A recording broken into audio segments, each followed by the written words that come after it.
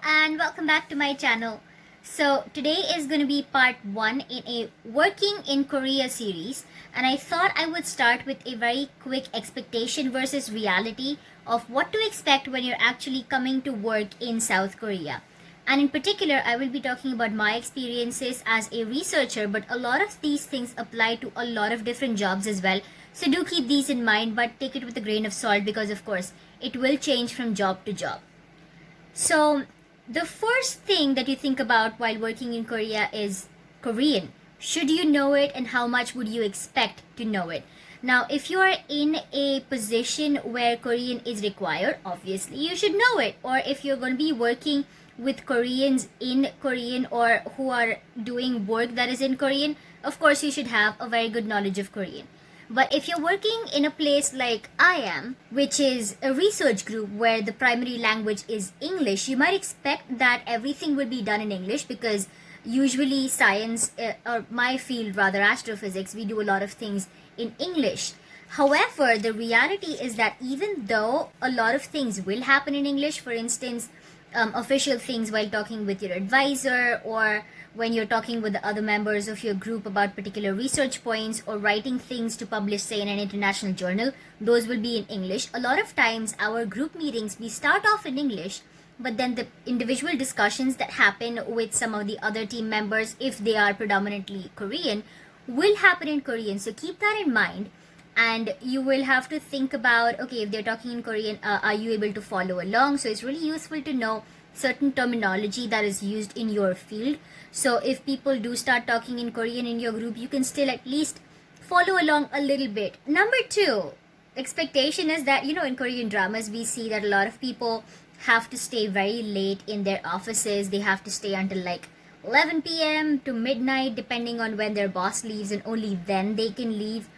So the reality can vary. So I have seen people who unfortunately are in positions where they are expected to work super long hours, and personally I don't really like that because I'm a big supporter of work-life balance.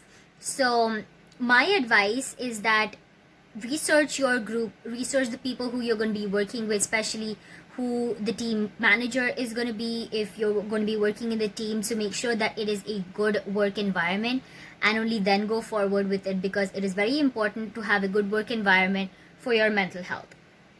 So yeah, reality can sometimes be like expectations, sometimes it can be really good, which is how it should be. Number 3, coming back to Korean, correspondence. So you might expect that since you are a foreigner, all the correspondence that happens with you will be in English. But unfortunately, that is not always the case. So, for instance, I work in a university, and not all correspondence that happens from the university happens in English. So a lot of the emails that I get are in Korean, and I have to rely either on my Korean skills or translators or the others in my office to help translate these emails and understand what is expected of me. So in terms of Korean translators, instead of just relying on Google Translate, what I usually rely on is another app called Papago. I will leave a link down below in the description box, and this app I feel is a little better than just Google Translate because I think it is a Korea-based app. Remind me if I'm wrong, but I think it's like from Naver as well. So yeah, don't expect everything to happen in English because sometimes they won't have translators to translate certain pieces of correspondence, so they're just going to send it to you in Korean with the hopes that you will understand, or ask other people around you to translate it for you.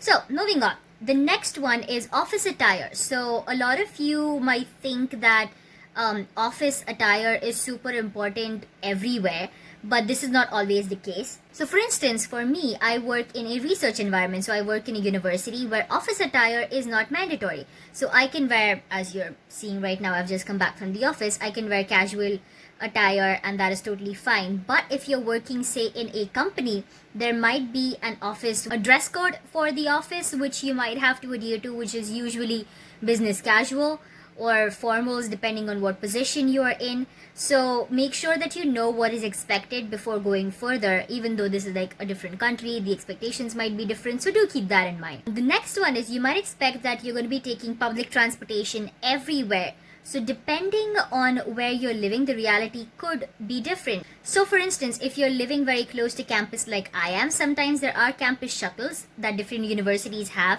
and you can save up. Instead of using public transportation to go to campus, you can just take the campus shuttle from where you're living to go to campus. Now, if you're working in a company, I think some companies do have shuttles as well. So look into that if you're coming here to work for a big company, and you might be able to save on public transportation in that way as well, because they can send shuttles to pick you up from particular places. Right, so the next one is a very, very important one. This one is contracts. So whether you're coming here as a full-time employee, which you probably would be if you're coming here to work on like a work visa, make sure that you actually understand what's going in your contract when you're signing it, because more often than not, contracts do vary from company to company, from university to university, and the way these contracts are made also vary a lot. So one of the things to remember about contracts is the duration of your contract. Make sure that you are very transparent with your employer about how long your contract is from the get-go, so there are no surprises later and you won't have to scramble for what your job is going to be in a very short timeline. Another thing about contracts is that depending on where you're going to be working, contracts may need to be re-signed. So for instance, I am working in a university as a researcher, so I actually have to re-sign my contract every semester. So even though I have sort of an official-ish contract with the department saying that, okay, I'm going to be here for a little less than 2 years, every semester I have to officially re-sign a contract, like physically go in and re-sign a contract with the university which says that, okay, I am going to be working. But say for immigration purposes, they will just issue a letter from the university saying that, okay, this person is going to be working here for the entire year, and the immigration does accept that as a proof of employment, and you don't need to take your semester-wise contract, but it's just a sort of a formality that you might have to think about when you come here. Because, paperwork, everywhere there is a lot of paperwork to do. And then this next one is also super important. It is about insurance. So almost everyone who lives in Korea, again, correct me if I'm wrong, if there's anyone else who's living over here who is watching this, everyone is automatically enrolled in the national health insurance. Now, on the one hand, this is actually really good because, national health insurance does help a lot, and it also has dental. I was so surprised because I had to go in for a dental thing and it was a little bit less than what I thought I would have to pay without the health insurance. So there are these 4 levels of health insurances, which is called Sadeboom, and that is what included in the national health insurance. And now depending on your employer, maybe they will pay for your insurance, or you might have to pay out of pocket. So make sure that you talk to your employer about that, because if you have to pay out of pocket, that will be another additional expense every month that you will have to think about. Another thing is that apart from these 4 types of insurances, there's also fire insurance, which I found out last year. That was a new rule that they actually did in the building that I'm living in, that everyone was mandatory required to get fire insurance, but we did get a cheaper subsidized version because we are working with the university. So they actually told us about how to do that, but that was just another additional thing that we had to think about. And last but certainly not the least is payment. So I'm going to make another entire video about budget. So do look forward to that one. But one of the most important things about Korea and how things work, which I did not anticipate in the beginning, was how your salary actually works. So for instance, if you're quoted that you're going to get a certain amount of salary, I'm just going to use round figures here just to make it easier. And again, look forward to my budget video. So they say you're going to get 100 units of salary for a year, and you come here expecting to get a full 100 units of salary minus tax. But the reality is that if they say that the 100 units of salary is including severance pay, that means your entire yearly salary is not 100 units, but it's actually, say, 80 units, because those 20 units are just going to be taken away, and you're going to be given 80 units worth of salary, and you're going to be taxed on the 80 units worth of salary. So you're going to have to budget everything according to 80 units of salary instead of a full 100 units. And the way severance pay works is that at the end of your contract, which has to last for more than 11 months, I believe, for severance pay to come into account, you will get those 20 units of salary when you're leaving the company at the end of the contract.